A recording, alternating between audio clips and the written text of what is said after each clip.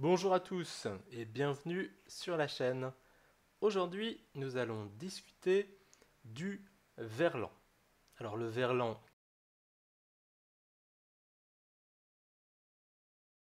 qu'est-ce que c'est?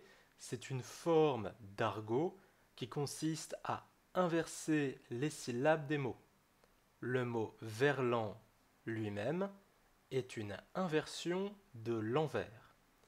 Ce langage est né dans les banlieues françaises et est devenu très populaire dans les années 80-90, notamment grâce à la musique rap. Cela étant, il est toujours utilisé aujourd'hui, même s'il est moins populaire, alors ça peut vous servir pour votre voyage en France. Pour commencer, voyons quelques exemples courants de verlan que vous pourriez entendre en France dans la rue. C'est franc. Cela signifie français. Tromé, c'est le verlan de métro. Est-ce que vous aviez deviné? Cimer, c'est une façon différente de dire merci. Ouf, cela veut dire fou. C'est un truc de ouf. Meuf, c'est le verlan pour femme. Par exemple, c'est une meuf sympa. Ref, cela veut dire frère. Par exemple, salut ref.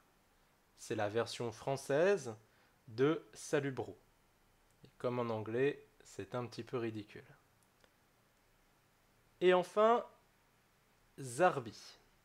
Zarbi, c'est le verlan de bizarre.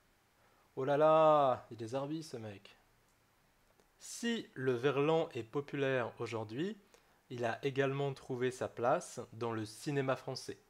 Des films comme La haine de Mathieu Kassovitz utilisent le verlan pour refléter la réalité des banlieues et donner une voix authentique aux personnages.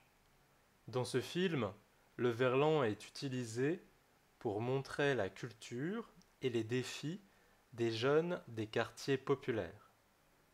D'autres films, comme Les Ripoux en 84, intègrent également le verlan pour ajouter une touche de réalisme et de modernité au dialogue. En plus du cinéma, le verlan a été popularisé par des humoristes comme les Inconnus. Ce trio comique des années 90 a souvent utilisé le verlan dans leurs sketchs pour ajouter une dimension humoristique et satirique à leurs personnages. Par exemple, dans leur célèbre sketch Auteuil-Neuilly-Passy, ils utilisent le verlan pour caricaturer les jeunes des quartiers chics de Paris. Voilà, vous en savez maintenant un peu plus sur le verlan. La prochaine fois que vous entendrez quelqu'un parler en verlan, vous pourrez comprendre et peut-être même participer à la conversation en étant cool. N'oubliez pas de liker cette vidéo et de vous abonner pour plus de contenu sur la langue et la culture française. À bientôt, et pour ceux qui sont intéressés par des leçons de français en ligne, je vous laisse mon site internet avec mon cours en ligne de français et aussi un cours vidéo pour le japonais. À bientôt!